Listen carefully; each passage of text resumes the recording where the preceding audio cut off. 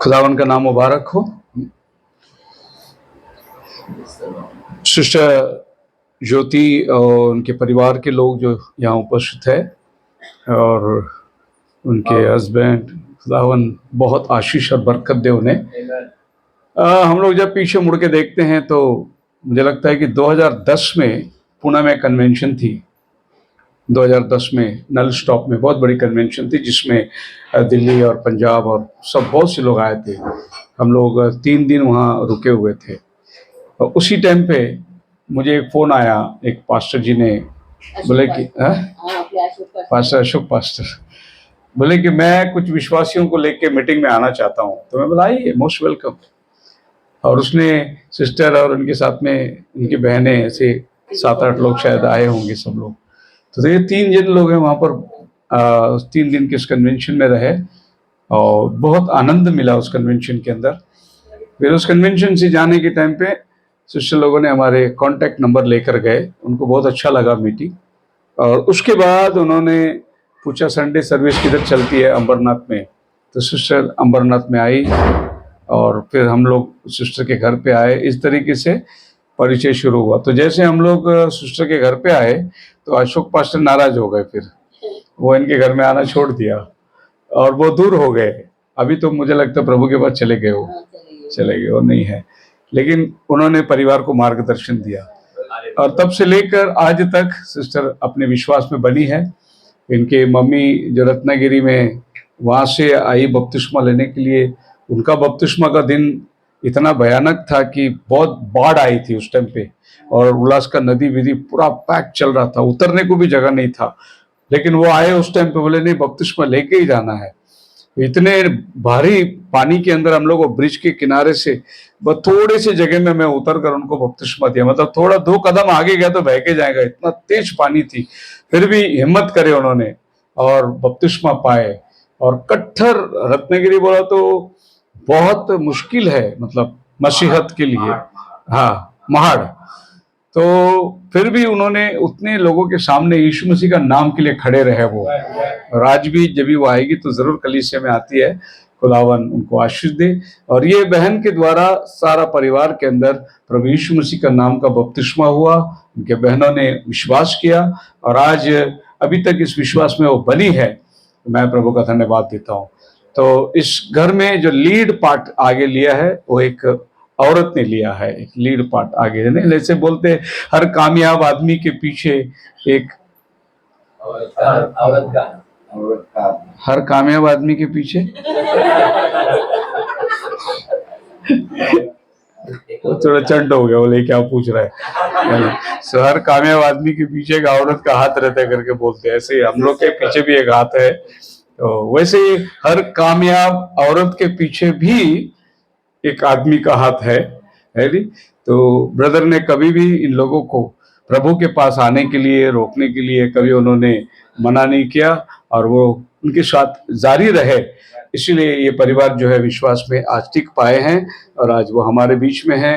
और उससे बड़ी इनकी बेटी की जब शादी आई वो भी एक बहुत बड़ा समस्या था कि सब तमाम परिवार के बीच में एक शादी क्रिश्चियन विधि से पढ़ा जाना, क्रिश्चियन लोगों में। फिर भी इन्होंने बहुत बड़ी कदम उठाई और वो शादी पड़ी थी। हम लोग सैटरडे का दिन था शायद वो, एक दिन कोरोना का पहला, क्योंकि वो शादी पढ़ के मैं सीधा पुणे जाके एडमिट हो गया।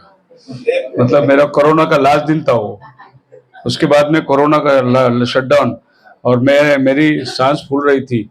तो मैंने सोचा मंडप में जाने के पहले सब उधर शूटिंग कर रहे थे, मैंने टेम्परेचर देख रहे थे ना और ये देख रहे थे। तो ये हर हॉल, मैरिज हॉल में लगा हुआ था। जब मैं गाड़ी लेके अंदर गया मैं बोला मर गया, बोला अभी ये तो अंदर ही नहीं छोड़ेगा मेरे को, क्योंकि मेरे को टेम्परेचर था उस टाइम पे।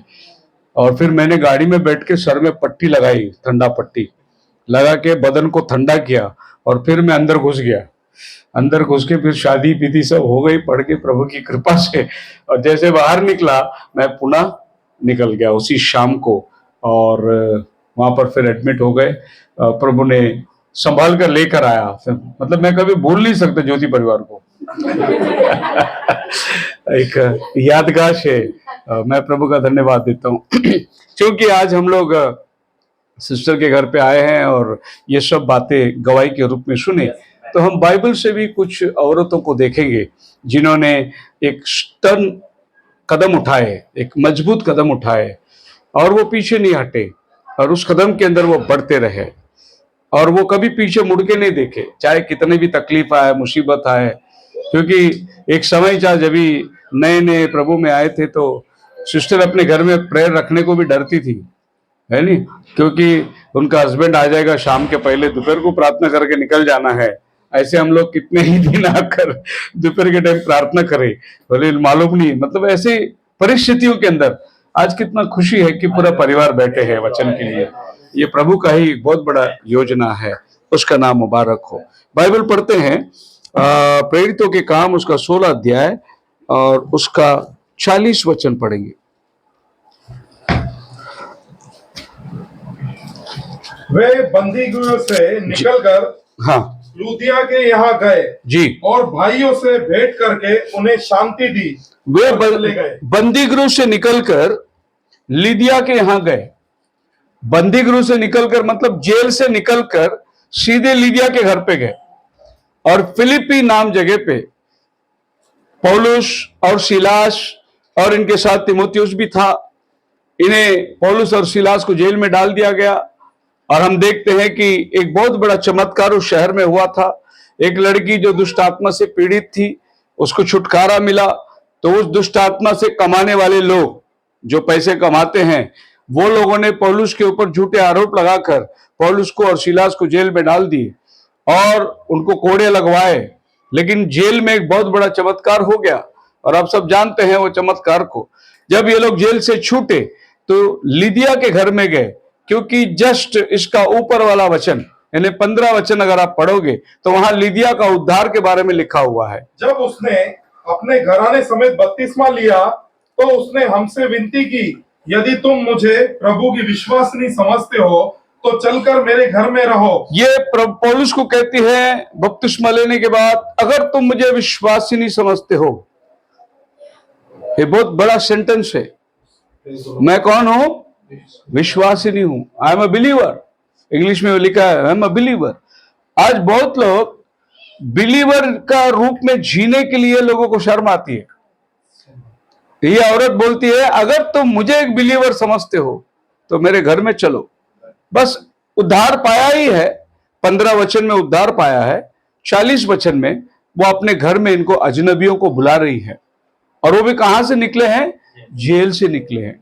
कौन जेल से निकले हुए को अपने घर में बुलाएगा? लोग बोलेंगे इनका भी हाथ है इसमें। जेल से निकले हुए अपराधी माने जाते हैं, भले ही वो अच्छे काम के लिए जेल में गए, लेकिन जेल से निकलने वाला तो अपराधी माना जाएगा। और उनको अपने घर में बुला के शरण रखने के लिए कोई आम औरत का काम नहीं है। ये बहुत हिम्मत लगता है इसको।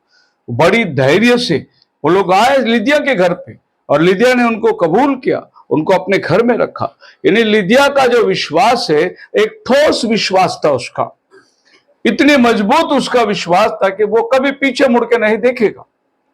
आज सवेरे में जब चर्च में बैठा था, एक फैमिली आई डुम्बोली से, और वो ढूंढते ढूंढते चर्च के पास आए। वहां पर एक रिक्शा वाला उतरा और बोला अरे चर्च बंद है आज।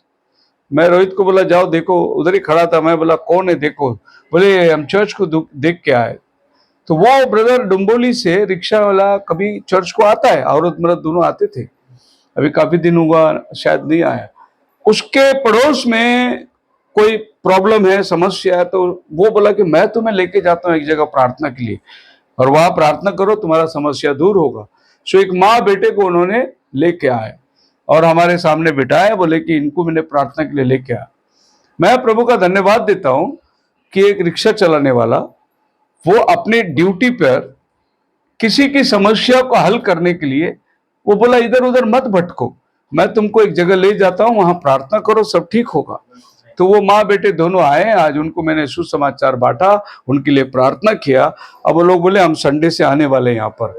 देखो डोंबोली से एक आदमी रिक्शा में लेके आया उनको एड्रेस ढूंढ के। कहने का मतलब ये है कि आपके पास लोग जब आते हैं तो ये समझना कि प्रभु उनको आपके पास भेज रहा है ताकि वे लोग सच्चाई जाने, सच्चाई में बने रहे। वैसे ही बहुत से लोगों को प्रभु मार्गदर्शन करता है। आपको मालूम है, अपनी सिस्टर एक आती है, क्या बोलते हैं उसका नाम, अन्ना का माँ, भावना का माँ का नाम क्या है, प्रतिभा। ये सिस्टर जब वाशी से आई थी तो उसको मालूम नहीं था एड्रेस किधर है, लेकिन वो वाशी से निकली और उसके कान में आवाज आ रहा था, अभी राइट में जा, अभी ट्रेन पकड़, अभी इधर उतर, अभी यहां से जा। और बराबर वो चलते चलते अपना नीलकमल के पास आई, तभी प्रभु ने बोला अंदर जा, अभी यही चर्च है। तो ऐसे भी लोगों को प्रभु आवाज दे के लेके आया है, उनको प्रभु उनसे बात किया है। एक बार दुष्ट आत्मा का पीड़ित एक सिस्टर को लेके आया था रत्नागिरी से। उसके हाथ पैर जो है वो कुत्ते की चेन से बांधे हुए थे, मतलब उसको इतनी ताकत आती थी कि रस्सी कपड़ा वपड़ा सब फाड़ देगी, तोड़ देगी, किसको नहीं मानती थी। चेन से बांध के लाए थे उसको, काफी साल के पहले की बात है। और जैसे उसको उस दरवाजे के पास लाए तो चेन बांधा हुआ था और हम पुलपिट में खड़े थे, प्रार्थना चल रही थी, तो मैंने कहा कि छोड़ दो उसको। जैसे उसको चेन खोला, वो वहां से दरवाजे से दौड़ के आए पुलपिट के पास, दौड़ के ऐसे आई जैसे गला पकड़ने के लिए आई, और जैसे पुलपिट के पास आया वो नीचे गिर गया। उसके अंदर से कहीं एक दुष्ट आत्मा निकली। वो दुष्ट आत्मा ने ऐसे ऐसी गवाही दे के गई कि मैंने इनके घर में 5 लोगों को खत्म कर दिया है। कितने लोग को? 5। अभी इसका नंबर है, उसका नाम था संदीप। बोले कि बस इसको मारना है और मेरे को जाना है, मेरा काम हो गया।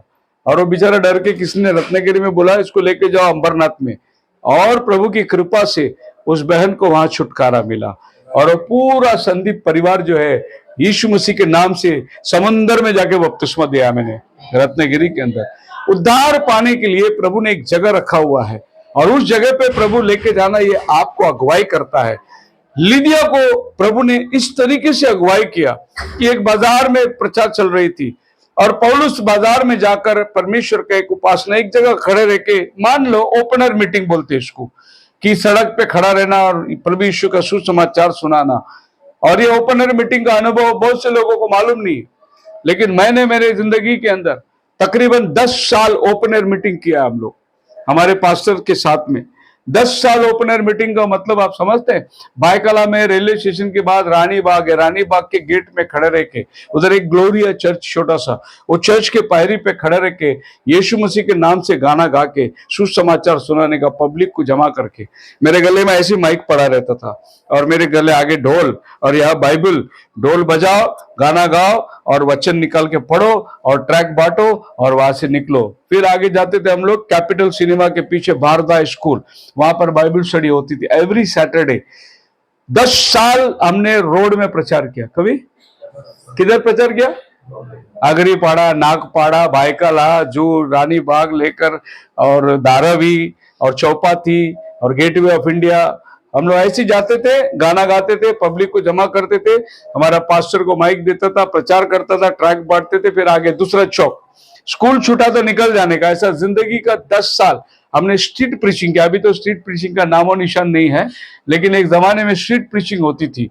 लोग रास्ते में खड़े रह के गाना गाते थे, प्रभु की सुसमाचार सुनाते थे। तो ऐसे सुसमाचार के लिए बहुत सारे तरीके, बहुत सारे दरवाजे प्रभु ने खोल दिए। बहुत से लोग वो एड्रेस लेकर ढूंढ के आते थे जो हम लोग वहां बांटते थे। समस्या लोगों के पास बहुत है, आज समस्या का हल देने वाला लोग जो है बहुत कम है।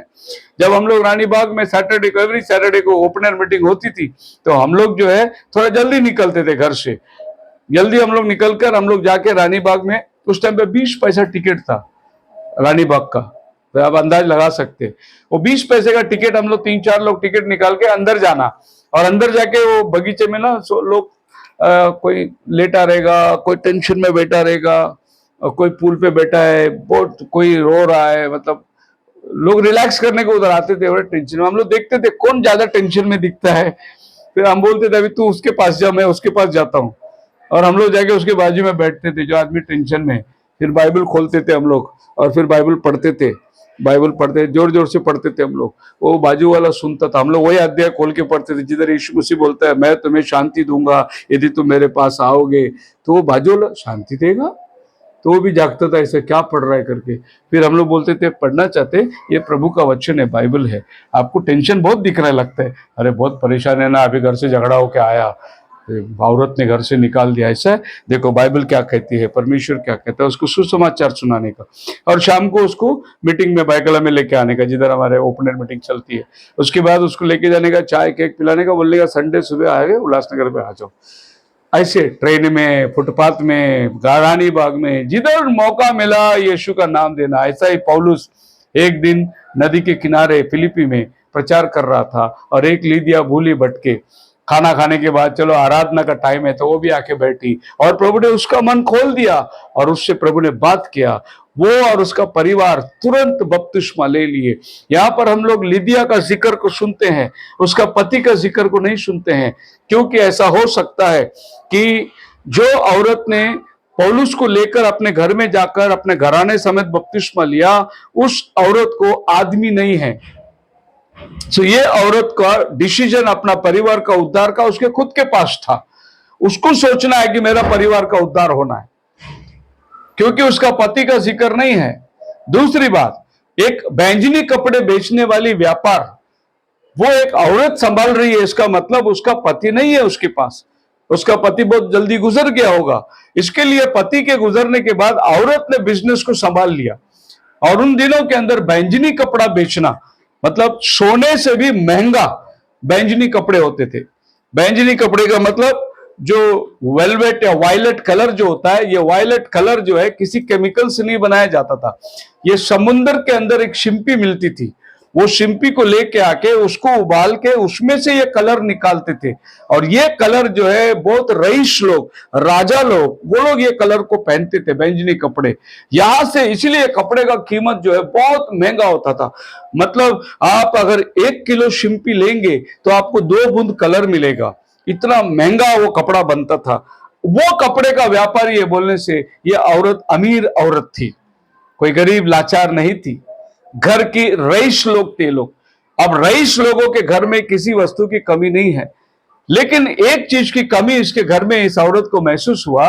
उनके पास घर है, पैसा है, दौलत है, लेकिन शांति नहीं है, उद्धार नहीं है, पाप की क्षमा नहीं है। इसीलिए उसने पौलुस को बोला आप हमारे घर चलिए, और उसने उद्धार के लिए एक बहुत बढ़िया मार्ग को खोल दिया। बोलो हालेलुया। आज हमारे पास में घर हो सकता है, बंगला हो सकता है, गाड़ी हो सकता है, मतलब फिक्स डिपॉजिट में लाखों रुपया हो सकता है, अगर आपका पास उद्धार नहीं तो कुछ नहीं। क्योंकि आप देख सकते हैं कि कैलिफोर्निया में क्या हुआ। अमेरिका के जितने फिल्म इंडस्ट्रीज वाले हैं, स्टार बोलते हैं जिसको, सुपर स्टार, वो ऊपर चमकता है, ये लोग नीचे चमकते हैं, इसके लिए इनको सुपर स्टार बोलते है नहीं। जितने सुपर स्टार लोग थे, ये सब लोग उस कैलिफोर्निया लॉस एंजलिस सिटी में बड़ी बड़ी बंगले इनके, लेकिन एक आग ने खाक कर दिया सबको। तुम्हारे ऐश्वर्यता, तुम्हारा कमाई और तुम्हारा जो कुछ तुमने अपने बॉलीवुड हॉलीवुड की ताकत में बनाए थे, एक आग ने मिटा दिया। अभी तक साइंटिस्ट को यह नहीं मालूम पड़ रहा है कि आग लगी कैसे, और ये आग ऐसी लगी। एक वीडियो हेलीकॉप्टर वाले ने जो आग बुझाने के लिए उड़ रहा था, उसने उस हेलीकॉप्टर में कैच किया, ये आग जैसे सदोम में गिरा था आसमान से, वैसे आसमान से गिरा हुआ आग है। बोलो हालेलुया। अब लोग बोलते बिल्कुल जैसे सदोम में आग गिरा था, इसका मतलब यह है कि सदोम का जो पाप है वो पाप लॉस एंजलिस में हो रहा है। इसीलिए प्रभु ने आग बरसाया, और भाई ब्रनम ने अमेरिका के ऊपर श्राप देने के टाइम कहा, कैलिफोर्निया सिटी ऑफ एंजल्स, तू समुद्र के नीचे चला जाएगा। और अभी टाइम आ गया, 20वीं सदी का भविष्यद्वक्ता का भविष्यवाणी सब एक एक करके अभी पूरा होने का टाइम आ गया है। बोलो हालेलुया। ये कैलिफोर्निया के आग के बाद में मेरे दिमाग में भी एक बात आ गई, अभी वो टाइम आ गया नबी को लोगों के सामने लेके आने के लिए। ये वो नबी है जिसने बोला था ये होने वाला है, क्योंकि अभी तक लोगों को मालूम नहीं था, लेकिन अभी लोग ढूंढेंगे उसको। आपको मालूम है, अपने बीच में एक ब्रदर आते हैं, उसका नाम है राजा करके, उल्लासनगर में। वो आया था ब्रदर सुशील के पास में, और उसको बोला यार इतने बड़े बड़े भविष्यद्वक्ता लोग टीवी में बात करते, इतनी भविष्यवाणी करते, ये कोरोना के बारे में क्यों नहीं लोगों ने भविष्यवाणी किया, कोरोना आने वाला है करके क्यों नहीं बताया। तो भाई सुशील ने बोला एक बंदा ने बताया, उसका नाम है विलियम ब्रनम, और फिर वो बंदे को लेके आया चर्च में, और चर्च में आने के बाद उससे वचन से बात किया। वो बंदे ने बपतिस्मा लिया प्रभु यीशु मसीह के नाम से। आपको मालूम है कोरोना के बारे में आज से 50 साल पहले भाई विलियम ब्रैनम ने बोला था कि कोरोना आने वाला है, सब लोग मास्क रह के घर में बैठने वाले हैं, लोग हाथ धोने वाले हैं, डिस्टेंस मेंटेन करने वाले हैं, सब ब्रदर ब्रैनम ने पूरा बोला आज से 50 साल पहले। अब वो समय आ गया। अब मैं हर संडे ब्रदर ब्रैनम की जो जो प्रोफेसी हुई है वो सब प्रोफेसी लोगों के सामने लेके आने वाला हूं, क्योंकि बहुत से लोग जो है ऑनलाइन भी सुनते हैं, बहुत से लोगों के पास ये संदेश गया नहीं है। अभी मैं जहां उड़ीसा में जा रहा हूं, ये उड़ीसा जो है, ये जो लोग हैं इनको मैसेज की ज्यादा मालूमात नहीं है, लेकिन वन गॉड वन बैप्टिज्म के लोग हैं। वो बोले कि पास्टर हम आपको इसलिए बुला रहे कि हमको मैसेज की और गहराई चाहिए। मैं बोला प्रभु का धन्यवाद हो। तो आप जिस तरीके से प्रोजेक्टर में समझाते हैं, हमारे यहाँ उड़ीसा के अंदर जो है बिल्कुल डाउन ट्रॉडन लोग हैं, आदिवासी लोग हैं, इनको समझाने के लिए आप जरूर आइए। मैं जा रहा हूं उस इलाके के अंदर। अभी टाइम आ गया कि नबी ने जो बोला वो चीज को कैसी पूरी होती है। मैंने क्या किया, ये नबी का कोट को लेकर उन उल्लासनगर के जो जो लोग अपने कांटेक्ट में थे, जो इसको बोलते ब्रदर ब्रैनम झूठा नबी है, उनको सबको भेज दिया। बोला सुनो अभी कि भाई ब्रैनम ने क्या बोला था और क्या हो रहा है। बोलो हालेलुया। उन दिनों के अंदर ये बात समझ में नहीं आ रही थी, लेकिन अभी अब बात खुल के आने लगी। अब हर संडे ब्रदर ब्रैनम ने जो भविष्यवाणी करी, वो भविष्यवाणी कौन सा साल कैसे कैसे पूरा हुआ, उसके बारे में मैं हाईलाइट करने वाला हूं। मतलब प्रभु ने बोझ दिया, ये नया साल में अभी इस बात को हम लोग शुरुआत करने वाले हैं। एनीहाउ, यहां पर हम आएंगे, लिदिया नाम की औरत अपने परिवार के लिए एक रास्ता बनाया। ऐसे बाइबल में बहुत से लोग हैं। पढ़ेंगे हम लोग पहला कुरिन्थियों की किताब, उसका पहला अध्याय और उसका 11 वचन।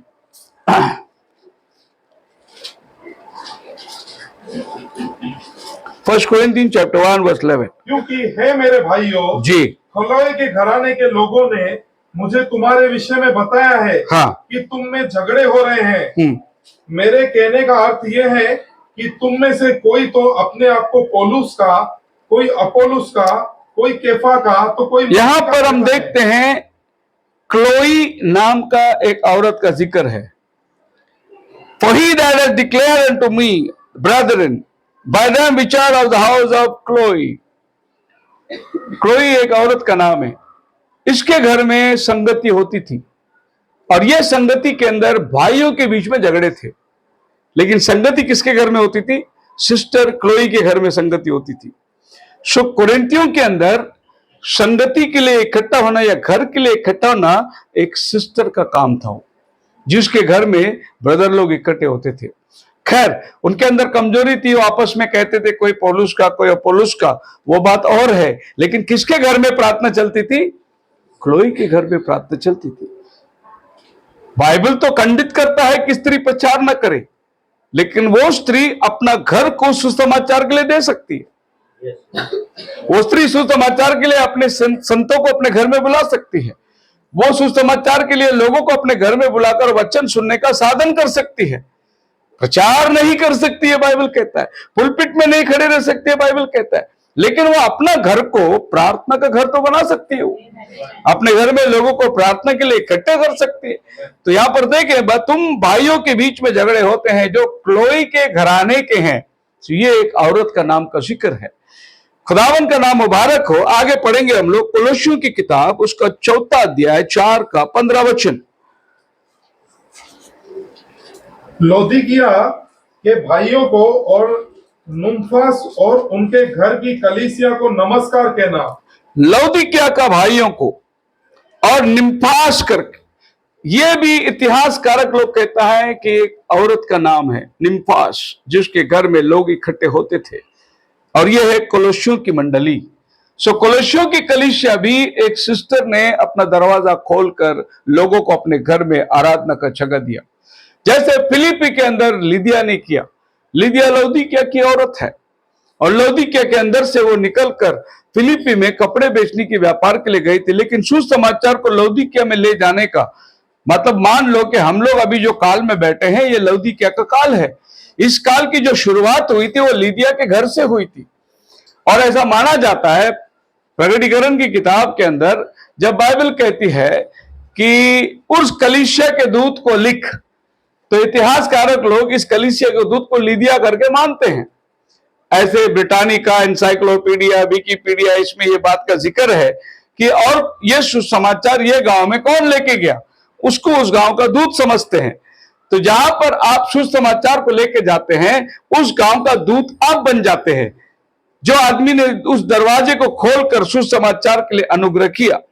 आगे बाइबल हमें बतलाता है, पढ़िए 2 यूहन्ना का 5वां वचन, जिसमें एक ही अध्याय है। अब हे महिला, मैं तुझे कोई नई आज्ञा नहीं, पर वही जो आरंभ से हमारे पास है लिखता हूं। अभी इसमें नाम नहीं है, लेकिन उधर एक लेडीज है, एक औरत है उधर, ए महिला करके पौलुस को एड्रेस करता है। मैं आपको यह बता रहा हूं कि आज हम लोग इस घर में आए हैं सिस्टर ज्योति के जरिए, ये रास्ता बना है। तो ऐसे सिस्टर ज्योति, बाइबल में बहुत ज्योति थी, अभी इसका नाम नहीं मालूम है, लेकिन ये भी सिस्टर ज्योति की जैसी है, जिसके घर में सुसमाचार का काम होता था और उसको खत लिखा जा रहा है, और यूहन्ना के अंदर इसकी परिचय हो रही है कि तेरे घर में, देखिए उसमें, इन योर हाउस, और तुझसे विनती करता हूं कि हम एक दूसरे से प्रेम रखें, और प्रेम यह है कि हम उसकी आज्ञाओं के अनुसार चले। हाँ, ये वही आज्ञा है जो तुमने आरंभ से सो ये कमांडमेंट वो एक औरत को लिख रहा है कि हम एक दूसरे से प्रेम करें। और ये कमांडमेंट उसको इसलिए लिख रहा है कि उसके चर्च में या उसके घर में जहां प्रार्थना हो रही है, वहां शायद कुछ गड़बड़ी होगी, लेकिन एड्रेस जो लेटर जा रहा है वो एक औरत के नाम पे जा रहा है। ये महिला, प्रेम में बने रहो, झगड़े मत करो। वैसे महिला लोग झगड़ा करने में आगे रहते हैं, तो ये कलीसिया के अंदर के झगड़े के लिए, तो हो सकता है कि ये महिला के जरिए से वहां झगड़े का कारण हो गया होगा, इसीलिए पहला उसको पौलुस बोलते हैं, महिला आपस में प्रेम रखो, झगड़ा मत करो। बोलो हालेलुया। तो सुसमाचार एक औरत को एड्रेस किया गया। फिर यीशु मसीह के साथ में भी बहुत से सिस्टर लोग थे, 12 चेले लोग थे, लेकिन और भी बहनें यीशु के साथ में सेवा करते थे। बाइबल कहती है, पढ़िए लूक की किताब, उसका 8वां अध्याय,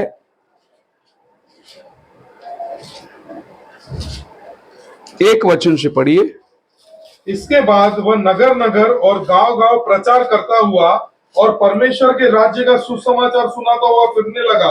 और वे बाहर उसके साथ थे। हाँ। और कुछ स्त्रियां भी थी जो दुष्ट आत्माओं से और बीमारियों से छुड़ाई गई थी, और वे ये हैं, मरियम जो मगदलिनी कहलाती थी, जिसमें से 7 दुष्ट आत्माएं निकली थी, और हेरोदेस के भाई भंडार खुजा की पत्नी योना और युस्त्राना, और बहुत सी अन्य स्त्री, ये अपनी संपत्ति से उसकी सेवा करती थी। Praise the Lord. क्या लिखा है बाइबल में? बहुत सी स्त्रियां भी उसके साथ में थी, और सब स्त्रियों का नाम है वहां पर, है नहीं? पढ़िए उन नाम को, योना और सुस्त्राना, सुजाना। अभी उड़ीसा से एक ब्रदर मेरे को फोन किया, बोला पास्टर जी 16 तारीख को मेरे बच्चे की डेडिकेशन है, आप एक नाम सुझाव करो। तो आप जो नाम बोलेंगे वही नाम अपने बच्चे को रखना चाहते हैं। तो मैंने सुजाना नाम उसको बोला, बोला ये नाम रखो। सुजाना का मतलब लिली का फूल जो बोलते हैं ना, उसको सुजाना बोलते। और लिदिया का मतलब ब्यूटीफुल, सुंदरता। और लिदिया जो है पर्शिया का नाम है, जो आज का ईरान है वहां का नाम है लिदिया। लेकिन प्रभु ना जाने कौन सा भी देश हो, कौन सा भी मुल्क हो, जो चुने हुए हैं प्रभु का उद्धार में शामिल हो जाते हैं। तो यहां पर हम क्या देखते हैं, एक औरत का नाम है सुजाना, एक औरत का नाम है मार्था ऑफ बेथानी। ये मार्था जो है, जो बेथानी के थे, लाजरस का बहन, उसको बाइबल बोलती है। फिर मेरी ऑफ जेरूशलेम, जेरूशलेम की एक मरियम भी थी। मतलब बाइबल के अंदर बहुत मरियम है, आप पढ़ सकते हैं। लूक का 12 अध्याय 12 वचन पढ़िए। क्योंकि पवित्र आत्मा उसी घड़ी तुम्हें सिखा देगा कि क्या कहना चाहिए। प्रेरित 12:12।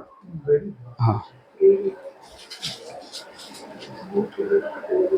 यह जानकर वह उस योना की माता मरियम के घर आया, जो मरकुस कहलाता है। वहां बहुत यूहन्ना की माता मरियम, ये एक मरियम है। एक है मरियम मगदलिनी, एक है यीशु की माता मरियम, ऐसे अलग अलग बाइबल मरियम की जिक्र करती है। यह यूहन्ना की माता मरियम जो मरकुस भी कहलाता है, ये वो मरकुस है जिसको पौलुस अपने साथ सेवा में लेके जाता था। ये वो मरकुस की माता है और ये भी प्रभु की सेवा के अंदर बहुत आगे थी। फिर बाइबल कहती है लूक का 10 अध्याय उसका 38 वचन के अंदर, ये है बेथानी गांव का, ये भी लोग प्रभु की बहुत सेवा करते थे। जब वे जा रहे थे जी। तो वहाँ एक गांव में गया और मार्था नामक एक स्त्री ने उसे अपने घर में उतारा। जी, मार्था नाम के एक सिस्टर ने उनको अपने घर में उतारा। प्रभु यीशु मसीह अपने 12 शिष्यों के साथ हमेशा बेथानी गांव से होकर चले आते थे। ये बेथानी गांव जो है जैतून के पर्वत के नीचे और जेरूशलेम के पूर्व दरवाजे के दोनों के बीच में एक गांव था। बेथानी का मतलब है पॉवर्टी, दरिद्रता। तो ये बेथानी गांव में कौन लोग रहते थे? गरीब लोग, दरिद्र लोग, जो अछूत माने जाते थे, ऐसे लोग बेथानी में रहते थे। जैसे अभी आप लोग जाएंगे अपने नीलकमल से घूम के तो बाजू में झोपड़पट्टी है नहीं, तो झोपड़ आप सोचते हैं गरीब लोग है, लेकिन उधर अमीर लोग रहते हैं बहुत। पूरा म्युनिसिपैलिटी का पैसा स्वामीनगर में ही है नहीं? लेकिन ऐसा लगता है ना कि भाई गंदा रास्ता है और चौड़ी गली है और साफ सफाई नहीं है। ऐसे ही बेथानी गांव था। और नाजरत जो गांव था बाइबल के अंदर, वो तो पीने वाले लोग उधर ही जाते थे। नाजरत में बियर बार बहुत था, अड्डे बहुत थे। इसीलिए जब नतानियल को बोला कि फिलिप ने हमें मसीहा मिल गया है, तो फिलिप बोलता है अरे नाजरत से कोई अच्छी वस्तु निकलेगी क्या? क्योंकि नाजरत बदनाम शहर था। और प्रभु की कृपा है, देखो जो दुनिया का बनाने वाला वो बदनाम शहर में आके बैठ के पला। नाजरत का यीशु कौन था? नाजरत का यीशु। क्योंकि अच्छे लोगों को उसकी जरूरत नहीं है, जो बदनाम लोग हैं, जो समाज के अंदर टुकराए हुए लोग हैं, उन्हीं को मसीह की जरूरत थी। तो यहां पर बेथानी नाम में गांव में मार्था नाम की औरत थी। अब आपको मालूम है मार्था और मरियम की स्टोरी आप जानते हैं। जब भी यीशु घर में आता था, मार्था किचन में रहती थी। वो खाना पीना पकाना, चेलों को देना, उसमें मार्था बहुत आगे थी। और मरियम उसकी बहन जो यीशु के पैरों में बैठकर वचन सुनती थी। और ये दोनों बहन इतने विश्वास में थे कि जब उनका भाई बीमार हुआ, उन्होंने यीशु को खबर भेजा, बोला जिससे तू प्यार करता है वो लाजरस बीमार है। और यीशु 4 दिन और ठहर गया, आया नहीं, और लाजरस मर गया। मर के 4 दिन के बाद यीशु ने कहा अपने चेलों को, आइए हम जाएंगे। कहाँ जाएंगे? बोले हमारा भाई लाजरस वो सो गया है, उसको उठाने जाएंगे। तो चेले बोलते हैं सोया है तो उठेगा ना वो, पर इनको समझ में नहीं आया कौन सा सोना प्रभु बोल रहा है। फिर बाद में प्रभु ने बोला वो मर गया है, हम लोग जाएंगे। तो फिर थोमा बोलते है वो मर गया है तो जाने दो ना, अपन को क्यों जाना है? बोले नहीं हमें जाना है वहां। तो थोमा बोलता अपने चेलों को, चलो अपन में मरने को जाएंगे। थोमा थोड़ा भड़कू था, उसको बहुत गुस्सा आया। बोला इधर इतना अच्छा मच्छी रोटी खा रहे लोग, चमत्कार हो रहे, और ये जा रहे हैं मैयत के घर पे। बोले चलो हम भी मरने को चले। लेकिन उनको मालूम नहीं था प्रभु उनको क्यों लेके जा रहा है उधर। उधर इसलिए लेके जा रहा है कि मैं मृत शरीर, यानी जीवन देने वाला परमेश्वर है, ये साबित करना है। क्योंकि प्रभु ने प्रार्थना वही किया था लाजरस की कब्र के बाद, प्रभु ये सब लोग जाने कि तू मेरी प्रार्थना सुनता है, इसीलिए मैं प्रार्थना कर रहा हूं। और उसने लाजरस को पुकारा, लाजर बाहर आ गया। सो ये भी एक सिस्टर थी जो प्रभु के चेलों के साथ में बहुत सेवा करती थी। उसके बाद हम लोग पढ़ेंगे रोमियो की किताब, उसका 16 अध्याय और उसका 7 वचन।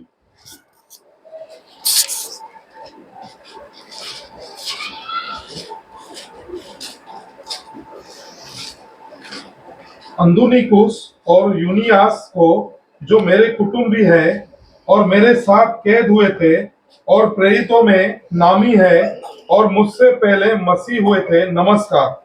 मुझसे पहले ये लोग मसीह में आए थे।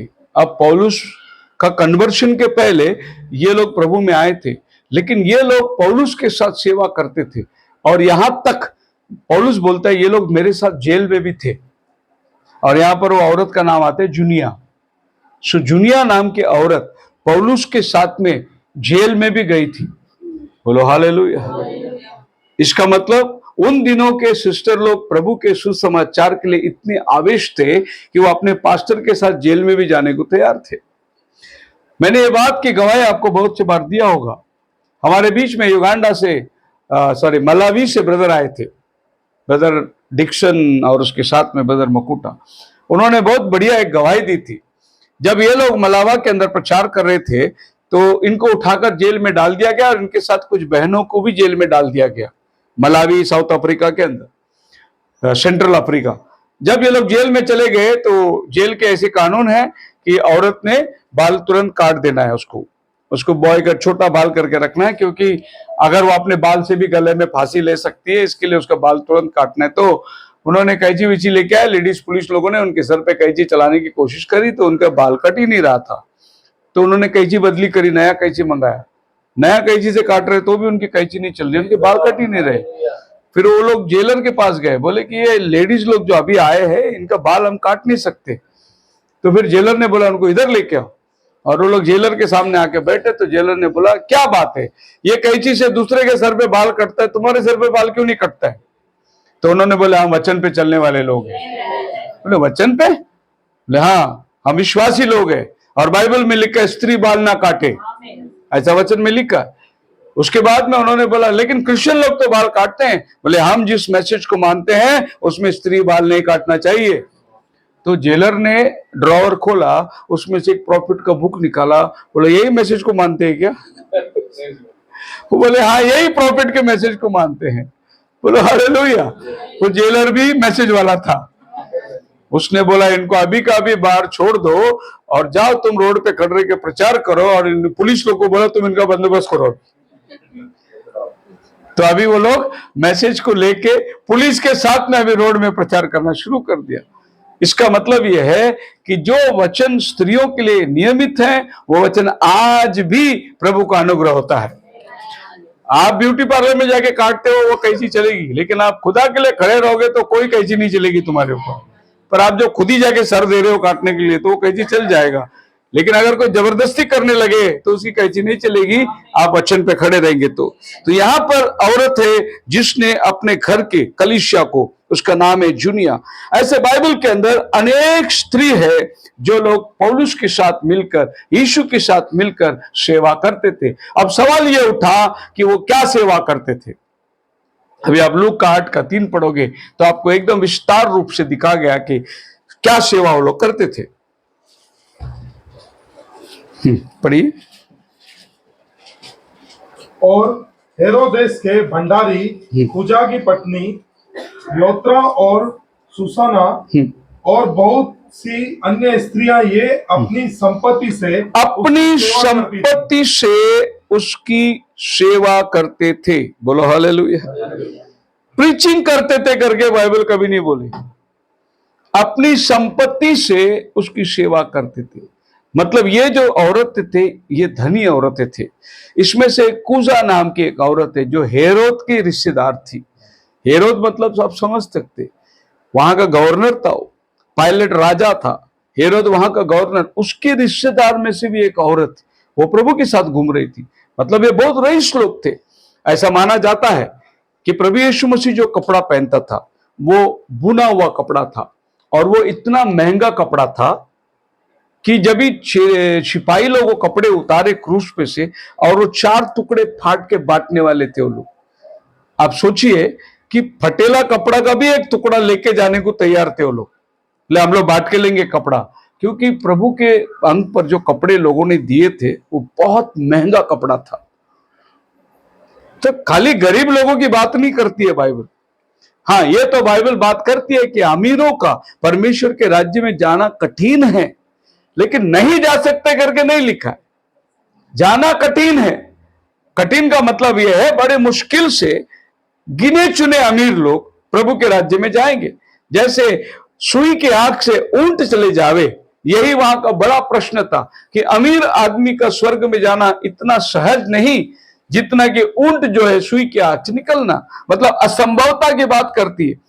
असंभवता की बात इसलिए करती है क्योंकि एक अमीर यीशु के पास आकर बोला कि मैं स्वर्ग के राज्य में जाने क्या करूं, तो प्रभु ने उसको बोला अपनी संपत्ति बेचकर गरीबों को बांट और मेरे पीछे हो ले। वो नाराज होकर चला गया, लेकिन वो उसका जिंदगी का आखिरी बुलाहट था, आखिरी चांस था। और आपको मालूम है वो अमीर आदमी जो यीशु के पास आकर पूछा था कि मैं क्या करूं, बोले 10 आज्ञा का पालन कर। बोले ये तो बचपन से मैं करते आया। फिर तो अपनी संपत्ति को बेचकर गरीबों को बांट दे। और ये चीज उसको कठिन लगा। एक तरफ उसका धन और दौलत और ऐश्वर्य था, एक तरफ चेले और उसके प्रभु के लोग, उनकी हालात, ये दोनों देखकर वो कंपेयर किया। बोला नहीं, इतना तकलीफ तो मैं नहीं उठा सकता हूं। वो वापस मुड़ गया। लेकिन यही अमीर के बारे में प्रभु दोबारा बोलता है, एक गरीब लाजर उसके फाटक में बैठा करता था, एक दिन वो भी मर गया, एक दिन ये भी मर गया। गरीब आदमी अब्राहम के गोद में गया, अमीर आदमी अग्नि में गया। आपको मालूम है अग्नि में जाने वाला अमीर आदमी कौन है? ये वही है जिस दिन यीशु के साथ आकर मुलाकात हुई थी, लेकिन उस दिन उसको दुनिया प्यारा लगा और वो दुनिया की तरफ में मुड़ गया। वैसे ही बहुत से बार हमारे जीवन में मौका आता है, अगर उस मौके को हमने टुकरा दिया तो हमारे लिए जीवन की बातें नहीं पर अधोलोक की बातें हैं, और वहां परमेश्वर हमें भेज देगा। सो मुलाकात आपके जीवन में होती है। यहां पर हम देखते हैं कि स्त्रियां अपनी संपत्ति से प्रभु की सेवा करते थे। दूसरा कहने का मतलब यह है कि स्त्रियां पहले जाकर, जहां यीशु आने वाला है, उसके चेले आने वाले हैं, वो जाके सभी इंतजाम करते थे। और वहां चेलों को रहने के लिए, चेलों का खाना पीना, मतलब यीशु मसीह के साथ कोई एक दो नहीं, 12 लोग तो रहते ही थे, है नहीं? अपने घर में अगर समझो 4 आदमी आया तो कितना तकलीफ होता है, खाना बनाओ, ये करो, सब कुछ उनके देखभाल करो। 12 लोग यीशु के साथ में, और ये स्त्रियां भी आते थे, तो सेवा बहुत बड़ी होती थी। तो ये सेवा करने के लिए प्रभु ने अपने साथ कुछ स्त्रियों को भी लिया, जो प्रभु के साथ साथ अपनी संपत्ति से वो प्रभु की सेवा करते थे। सो आज प्रभु आपके और हमारे जीवन के अंदर, हम ये नहीं कह सकते सारी बातें पुरुषों के लिए, लेकिन कभी कभी प्रभु बहनों को इस्तेमाल करता है। प्रभु बहनों के द्वारा बहुत बड़ा काम करता है।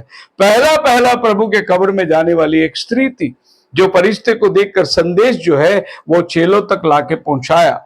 ये पहली स्त्री थी। अक्सर आप जहां भी जाओगे, मीटिंगों में कहीं पर जाओगे, तो आपको स्त्री का जो पार्ट है ना वो बहुत ज्यादा भरा हुआ दिखेगा। ब्रदर लोग का जो जगह है ना वो कम दिखेगा, बहुत थोड़ा है, ना के बराबर दिखता है नहीं? अभी मैं एक जगह में प्रचार किया, मुझे याद नहीं आ रहा कहाँ गए थे अभी हम लोग। लास्ट मीटिंग किधर हुई थी? अभी लास्ट मीटिंग किधर हुई? वो ब्रदर फिलिप के घर में। हाँ, फिलिप ब्रदर। ऐसे सभा, आम सभा किधर हुई थी? गुजरात में। हाँ, वहां ब्रदर लोग ज्यादा थे, सिस्टर लोग कम थे। हाँ, बाइबल स्टडी सोमवार की। सोमवार की बाइबल स्टडी देखिए आप, सिस्टर लोग कम थे, ब्रदर लोग ज्यादा थे। ब्रदर लोग का लाइन जो है 4-4 कुर्सी डाले, पूरा भरा भरा। सिस्टर लोग का लाइन 3 कुर्सी में थे, लंबा था लेकिन थोड़े लोग थे। तो मैं बड़ा आश्चर्यचकित हुआ, मैं बोला यार अपने तो उल्टा है, अगर ब्रदर लोग ज्यादा इंटरेस्टेड है। सो हर जगह के अंदर स्त्रियों का नंबर पहला लगता है, स्त्रियों का जगह ज्यादा लगता है। स्त्रियों का काम प्रभु की सेवा के अंदर बहुत आगे है। स्त्रियां बहुत कुछ काम कर सकती। आज अपनी चर्च की बात ले लो, देखो अपनी चर्च में चर्च धोना, साफ सफाई करना सब लेडीज लोग ही करते, ब्रदर लोग कोई नहीं आते, सब सिस्टर लोग आके साफ सफाई करते। अपने इधर उपवास और प्रार्थना में जब बैठते तो सिस्टर लोग ही आके बैठते हैं। मतलब इनका बहुत बड़ा योगदान है प्रभु की सेवा के अंदर। जिसमें से एक औरत लिदिया, जिसने फिलिप्पी के अंदर आकर बड़ा दरवाजा खोल दिया और लौदीसिया शहर में सुसमाचार को लेके जाना। मतलब जो प्रकटीकरण 3:14 में लिखा है, और लौदीसिया कलीसिया के दूत को लिख, तो मानो ये लिदिया के द्वारा सुसमाचार गया हुआ एक शहर है। एक औरत वो सुसमाचार को लेकर गया। कुछ वर्षों पहले हमारे यहाँ पर एक ब्रदर आए थे हाँ, ओनली जीसस ग्रुप के थे वो लोग, इथोपिया से आए थे वो। हाँ, बदलापुर में उनकी मीटिंग थी और उसका नाम था टेक्ला मारिया। इथोपिया से आया था, बहुत बूढ़ा था, बिल्कुल झुका हुआ आदमी। मैं उसका मीटिंग अटेंड किया तो उसकी गवाही मैंने सुना। तो इथोपिया में सुसमाचार कैसा गया, और वो जो आदमी यहाँ आया था इथोपिया का, उसका चर्च में मेंबर कितना होगा अंदाज कोई बोल सकते? ज्यादा से ज्यादा मेंबर आप कितना बोलोगे? जो टीवी में आप देखोगे तो कितने मेंबर होते? 40,000। मेगा चर्च जोएल ऑस्टिन का चर्च 40,000 लोग है। तो आप ये बताइए कि टिकला मारे का चर्च के मेंबर कितने होंगे? 20 लाख। कितना? 20 लाख मेंबर। पास्टर कितना उनके पास? 4,000 पास्टर है उनके पास। इतना बड़ा पास्टर। तो इथोपिया में इतनी बड़ी मेगा चर्च कैसी बनी? आइए, इतना बड़ा मेगा चर्च इथोपिया में कैसे बना? तो उसकी टेस्टमनी, बहुत बढ़िया टेस्टमनी।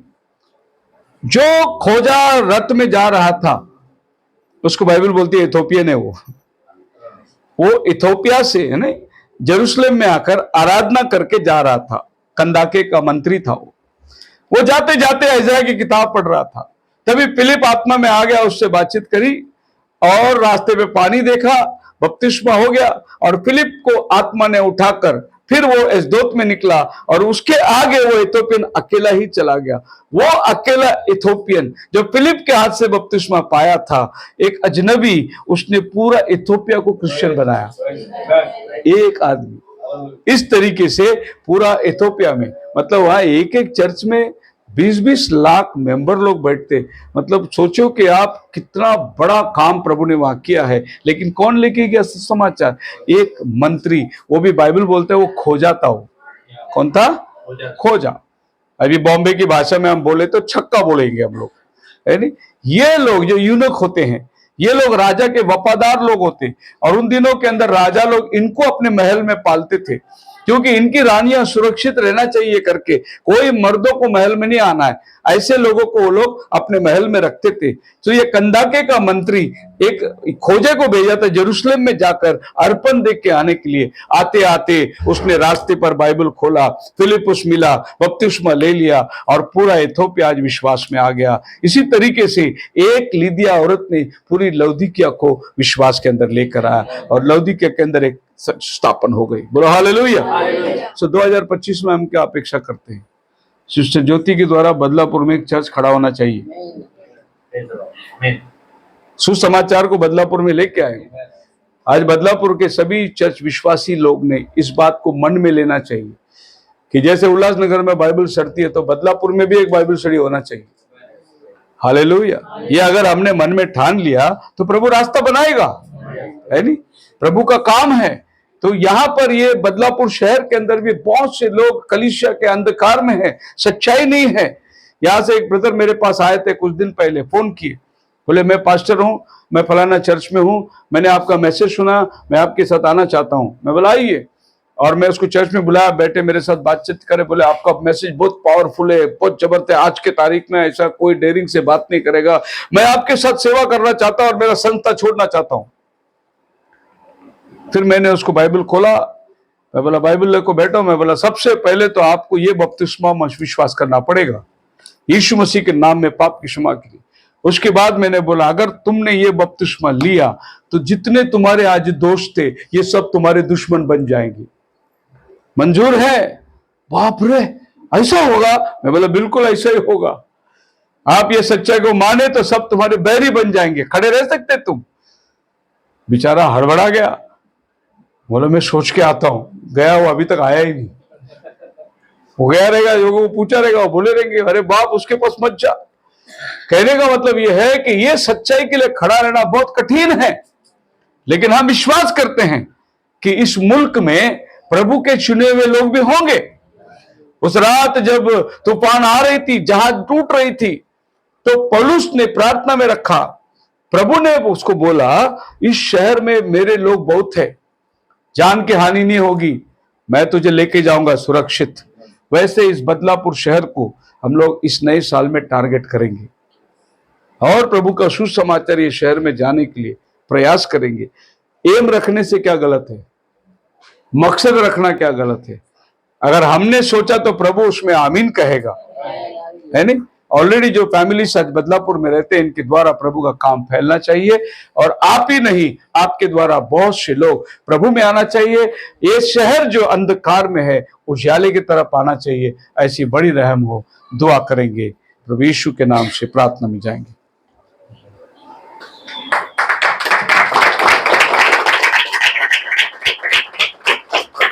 धन्यवाद की स्तुति गाऊंगा, है यीशु मेरे खुदा,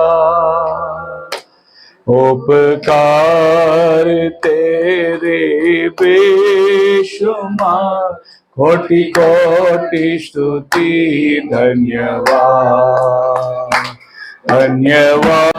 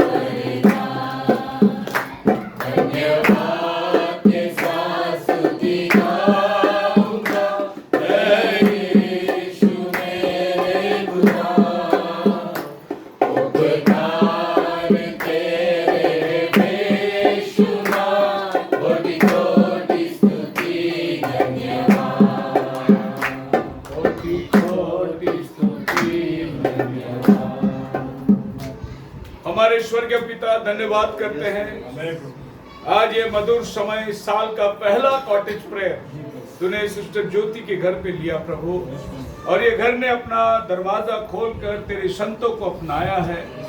खुदावन इसका बदला प्रतिफल देने वाला आप महान परमेश्वर, इस घर को हम दुआ में याद रखते हैं प्रभु। आज जो वचन बोया गया एक एक शब्द को प्रभु तूने तोला हुआ है।